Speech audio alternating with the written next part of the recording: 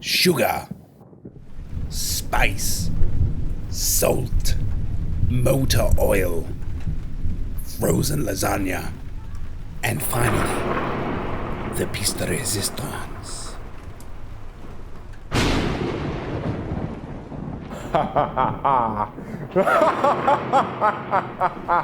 Hey, Ruben. You mind keeping it down a little bit? I'm trying to do something upstairs.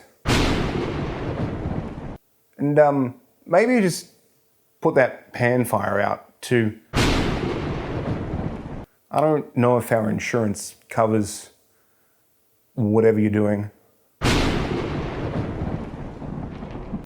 Okay. Thank you.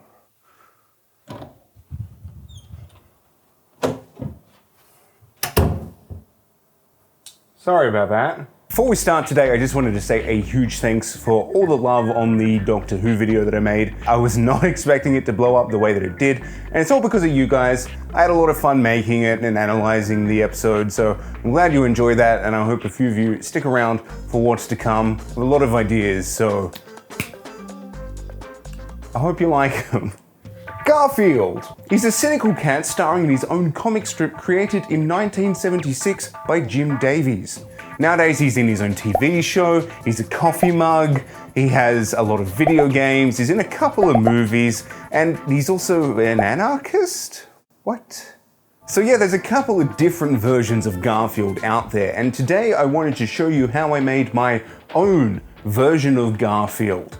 But let's start at the start. Let me take you all the way back to October 2022. Back in October, my friend Skywarper sent me a list of Garfield-related mashups, aptly named Garftober.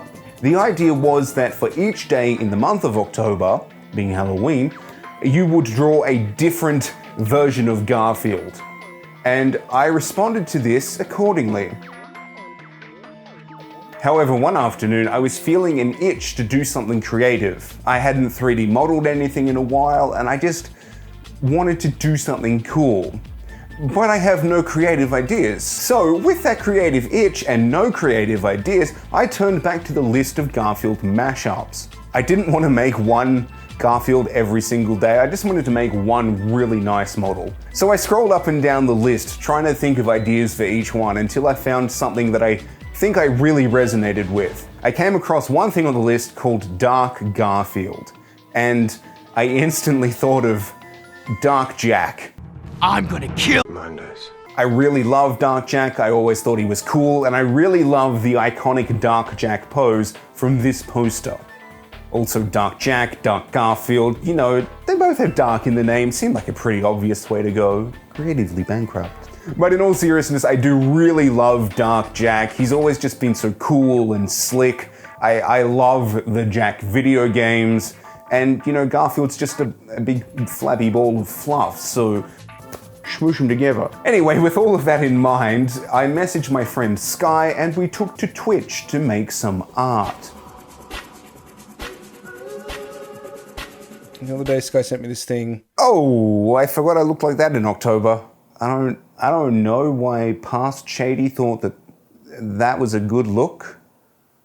He was wrong. So Sky went straight into drawing his emo Garfield, but the first thing that I wanted to do was get some reference. I needed reference for the Dark Jack pose, I wanted reference for Dark Daxter from The Lost Frontier, and of course I needed reference for the ever-glorious live-action Garfield.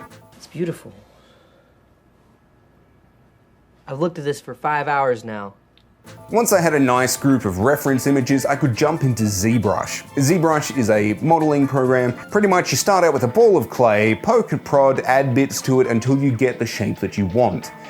I have a perfect vision for this in my head. I don't know if it's gonna work out that way, you know? Is there a reason why Garfield's got an F on his chest? Oh, that's the front. ZBrush is a professional film industry standard tool that has no glitches whatsoever. Okay, I think my camera's glitched. I don't know what's happening. What is happening? Okay, that's not the one I'm drawing. Oh, god damn it. Okay. I also learned that my knowledge of Garfield lore was not great. Sorry, what? What's your opinion on Normal? Which one is normal? Normal's a grey-blue kitten which Garfield keeps threatening to send to Abu Dhabi. I think it was Abu Dhabi. Okay, didn't know that existed, not gonna lie. Get into your Garfield lore. Okay, so here's a list of the Garfields that I've seen. Garfield the movie, and Garfield 2, the sequel to the first movie. One of the more challenging aspects to this was trying to replicate the Dark Jack power pose with Garfield's proportions. Garfield has no neck and a huge stomach. And I know Dark Jack has like his chest like pumped out, so obviously I want to do that, but obviously Garfield's got like a beer gut, which I want to have sagging over instead. Because the fur would sit on the model that I am currently making, I had to think of how fluffy I wanted areas to be. If I made something too close to what I wanted, the fur wouldn't sit good, and then that would make the model look kind of meh. Not very much either. I'm trying to think of power posing, and I think the beer gut needs to come forward. Jack's head is fairly down, and Garfield doesn't have a neck, so I think that's going to work. See, the great thing is as well, because I'm covering it in fur, I don't need to make my model that nice. So I can show a couple of scenes and stuff, which is going to be good. Also, probably good time to mention, I've never worked with digital fur before, so I did that thing that I do where I go into something blind, just assuming I can do it, which always works. So good. You might also be wondering why at certain stages the model looks really bad. To make the sculpting process easier, ZBrush starts off with a low polygon count. It just gives you a little bit more freedom to move less objects around, and then you build onto that and make the polygon smaller for finer detail as you go along. I always have a bit of trouble starting off the model, but I've learned that you just poke and prod and move bits and pieces around, and eventually it'll just sort of start to look how you want it to. I know that's not helpful advice for anyone, but it's the only advice that I've got, I'm sorry. Modeling this took about 3.5 hours, and I streamed the whole thing with my friend Sky. There's a link to Sky's Twitch channel down below. Also, seems like a good time for a bit of a shameless plug. Follow me on Twitch, Shady200. There's a link down below. Again, we don't always do art stuff. We mostly play games, but I promise it's always a fun time. If that's your cup of tea, come and check me out on Twitch. You there it is. It's not what you think. It's gonna be his feet, okay? It's 2 o'clock? What? It was 12:30 like 10 minutes ago. To do the fur, I used a program called Blender. Blender is free, which is fantastic. And to be honest, I've used a lot of the industry standard tools like Maya and I forget the other one, Autodesk software, and I've used Nuke for tracking and stuff, and Blender just has all of that built into it. This isn't sponsored, Blender is just incredible and it's free, like, use Blender. It's really good, dude, I don't know. So I imported the model into Blender, and do you see how it glows bright orange when I click on it? That's because every single vertex point is highlighted, and there's a lot of them. 6.2 million of them, to be exact. Now, as you can imagine, Blender doesn't like this very much, and it makes my computer run about as good as your first car. Luckily for me, if I go back into ZBrush, I can do something called decimate. Nice word. Decimate. And what that does is lower the polygon count from 6.2 million to 38,000. And this now makes my computer run like a Ferrari. That's filled up with E10 unleaded. My computer's old, okay? Okay, now I can decimate the body, and then the tail. Oh shit, I set the decimate percentage up too high for the tail. I'll fix it later. Before I added any fur, I wanted to make the horns. Both Jack and Daxter grow horns in their dark form, and I wanted to make and position them now so that I could groom the fur nicely around them. And because I've never done any fur before, I used this tutorial. It's really one of the best tutorials For anything I've ever watched, it's clear and concise. I know I sound sponsored again, but it's good. If you're doing fur, watch this tutorial. The first step in adding fur was to select the faces I actually wanted the hair to grow from. That way Blender wouldn't just put random fur on the eyes, teeth, and the inside of the ears. There's a lot of settings to play with, but I wanted to start grooming the hair immediately so that I could accurately change everything later on for the best results. The first render does look really bad, but it is a great starting point. For whatever reason, I didn't record everything when I was doing the fur for the head, but I eventually got it to a stage where it looked like this. Before adding fur to the body, I sculpted claws for the hands and feet. And I also fixed up the tail so that I could place the horns down the center.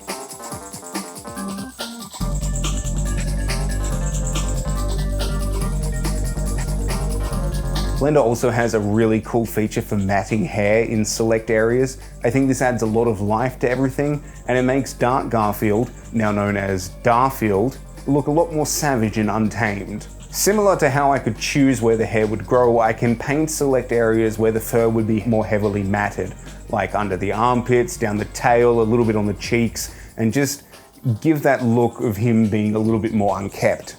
Like, you could tell he did not get any lasagna for lunch and he is mad. I got the hair to a point where I was mostly happy with it. It's not quite finished yet, but I'm impatient and I wanted to start painting the model.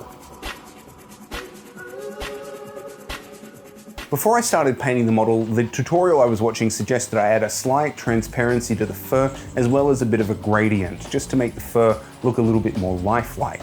I added a little bit of purple to the tips of the fur to get more of that dark eco vibe. It's not that noticeable in the final product. I can't remember how much I tweaked it, but someone much more knowledgeable than I suggested it would make the fur look more realistic, so I didn't argue with them and I just did it. Traditionally and professionally, you would take a good chunk of time to unwrap the 3D model.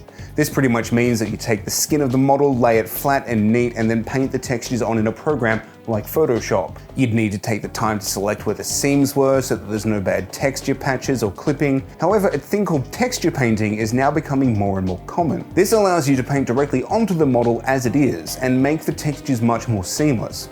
You should still unwrap everything properly, but I'm lazy and I didn't do that. Because I didn't really care where the seams were and I was painting directly onto the model, I used auto unwrap and it spat out this ghastly texture map. I painted a little bit of the model just to learn how the base color would translate to the fur texture. And yeah, it didn't work too well. Whoa! I played around with the colors a lot, adjusting brush opacity and edge feather. I was primarily looking at Dark Daxter for my painting reference because, like Garfield, Daxter is a small orange animal until he transforms. You can see here how random the brush strokes and everything are, but it gave the desired effect and that's all that matters. I moved on, painting the whole body and tail.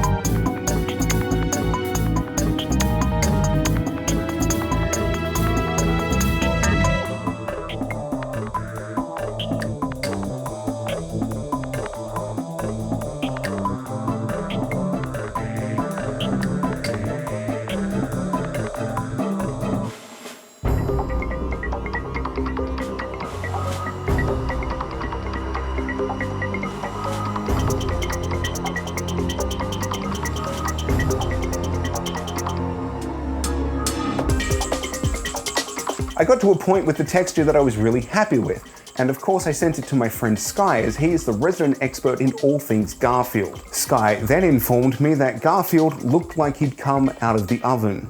But looking at all my reference again, I realized that Sky was right.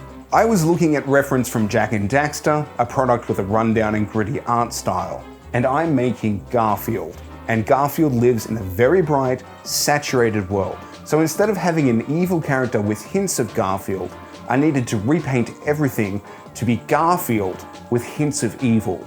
I recolored just the head to start and get the color palette and mood right.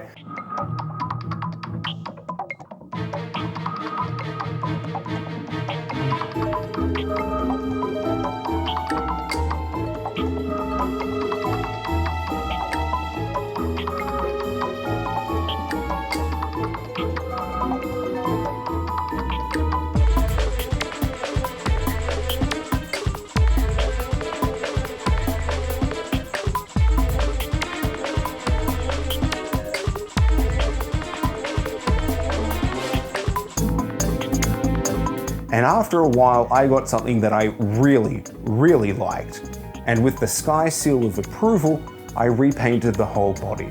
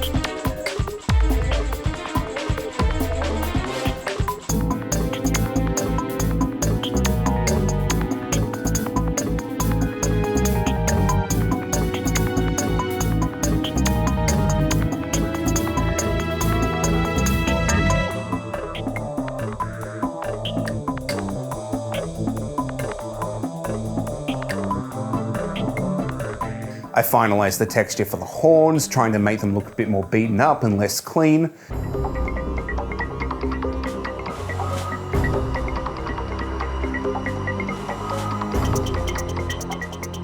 It had been a long day, but I was happy with my progress and I went to bed ready and excited to make my finishing touches the next day. The next day I loaded up the file only to find that the body texture I'd spent hours working on was gone, replaced by the old fur texture, and the horns texture was missing completely. I tried loading up old saves, backup saves, file restoration, nothing worked. It was weird because the new materials I'd made were still applied to the model, meaning it had saved, but for some reason they were loading up a previous version of the texture. What I learned with a quick Google was that I actually needed to save the texture file after I'd painted it, something I didn't realize. When I did my repaints, I was working on the same texture file, just painting over it. And what I believe had happened was that Blender loaded up an old temporary file under the same name. I browsed through all of Blender's temporary files, but I found nothing. This hit me really hard, and I legitimately walked around the house like this for a good while.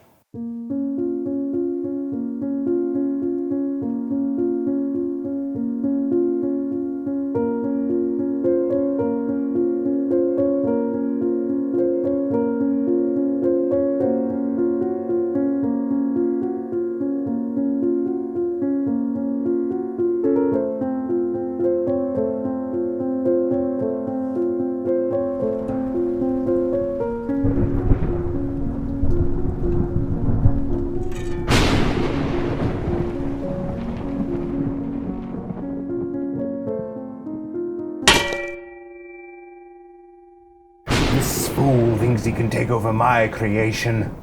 Darkness, black, evil.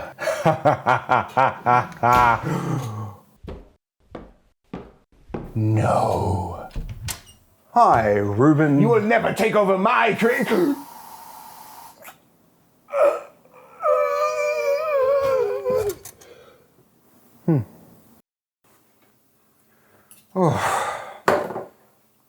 My life advice for all of you is to not rent out your spare room to people you don't know. I spent the next few hours repainting all of the textures that had gone missing. I really felt like the ones I'd made before were close to perfect, and trying to recreate them from the test render was a bit of a challenge.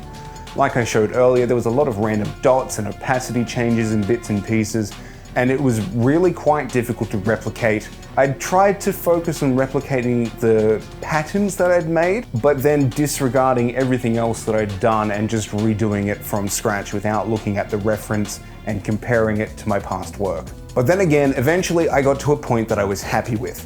The final thing I needed to do was make the actual skin texture. If I paint the teeth and the paw color onto the fur texture, the fur inherits some of that color depending on its placement. So to make sure that that didn't happen, I kept the fur texture as one thing, and then I applied a different texture to the body where I could make those changes, and the fur had no chance of being altered. There was a lot of trial and error here, but I just had to mess around with the texture order and suddenly it worked. The final touch that Garfield needed was some whiskers. To do this, I added a new fur layer and then just put a couple of fur molecules in the middle. I adjusted the thickness of them to make them much larger than the base fur, and then stretched them out and styled them as desired.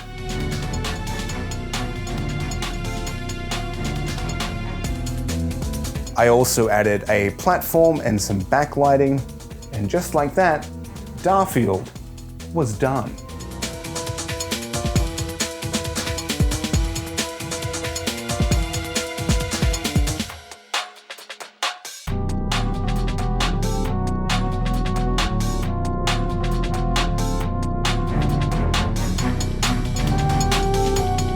This is really a lot of fun to do, and I know I keep harping on about it, but I cannot get over how good Blender's fur technology is. It's like everything just looks so good, and the way the light catches each individual strand, it's just gorgeous. Like, styling it all was super easy, much easier than styling my own hair every day. That's very depressing to think about. I really hope that you did enjoy watching this video.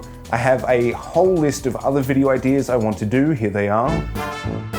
And I will probably put a poll up for the next sort of 3 or 4 that I want to do, so keep an eye out for that. Let me know if there is another modeling challenge that you'd like myself or Sky or the both of us to take on. If you want to partake in this challenge, even though it's not October anymore, feel free to draw something and drop it into the Discord. Another shameless plug, Shady200 on Twitter, link in the description. Send it to me on Twitter. And yeah, I hope you enjoyed this. You all have a good time, and I will see you later on.